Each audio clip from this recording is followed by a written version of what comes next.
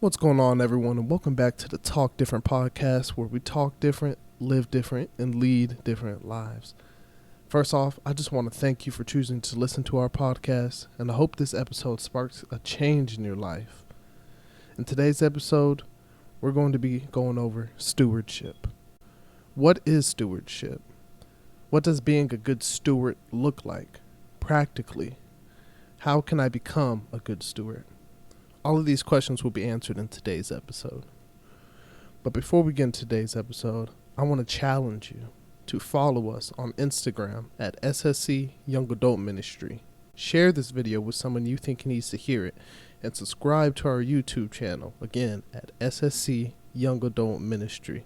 That's at SSC Young Adult Ministry.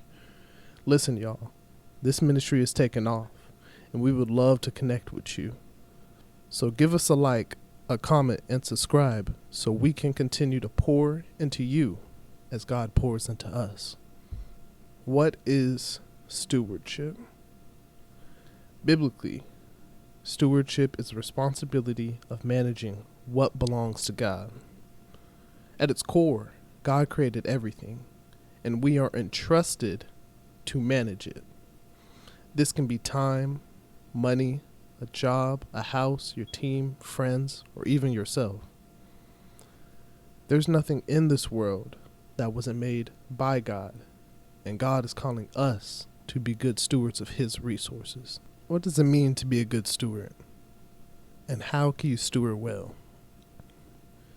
Luke chapter 16 verse 10 through 12 tells us, "Whoever is faithful in small matters will be faithful in large ones. Whoever is dishonest in small matters will be dishonest in large ones." Verse 11 says, "If then you have not been faithful in handling worldly wealth, how can you be trusted with true wealth?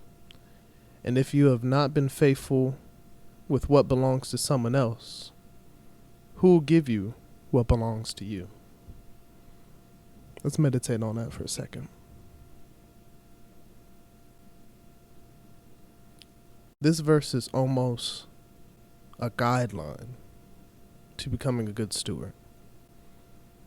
Verse 10 tells us, "Whoever can be trusted with very little can be trusted in much." Have you ever told yourself, if I just had a little bit more, if I just had a little bit more money, if I just had a better job, or if I just had a bigger house?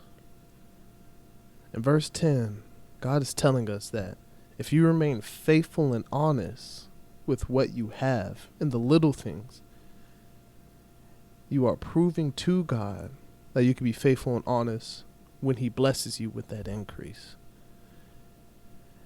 And I like how verse 11 transitions perfectly when it asks the question, if you have not been faithful in handling worldly wealth, this could be money, possessions, temporary resources, then how can you be trusted with true wealth?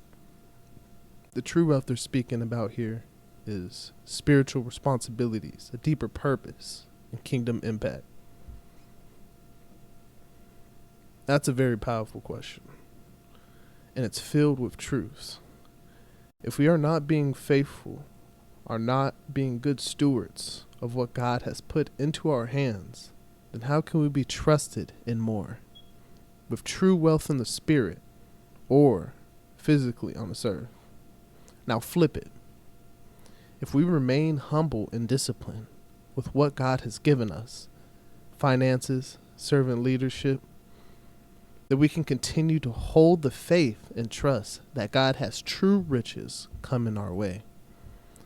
Now verse 12 complements and even amplifies verse 11 when it asks us, if you have not been faithful with what belongs to someone else, who will give you what belongs to you? How do we handle things that don't belong to us? How do we handle our job or wealth? How do we handle time, which we borrow from God? How do we handle opportunities, responsibilities, and even our own talents? Nothing truly belongs to us. Everything we see, we touch, we feel, it was all created by God. God, being the creator of everything, is giving us the opportunity to handle what he has created. And how we handle it determines what we get from God. Being unfaithful, untrustworthy, unappreciative of God's gifts leads us to getting a secondhand blessing from God. While being faithful, honest, and true with God's bestowed gifts in our lives, in your life, can lead to true riches and eternal inheritance from God. Now, you might be asking yourself, okay, the text says this, but how do I apply being a good steward into my everyday life? This can come in a variety of ways. On the job, am I the person God is calling me to be? Handling these resources correctly? Financially, am I spending my money in a way that honors God?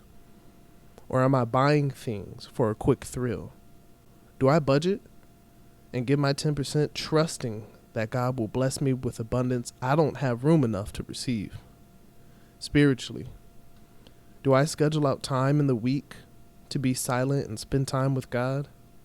Am I in my word on a consistent basis and open spiritually to what God is trying to teach me? The fact is, being a good steward can't be defined with a specific action or moment in your life, but instead is a string of consistent decisions that lead to a lifestyle God is calling you to have.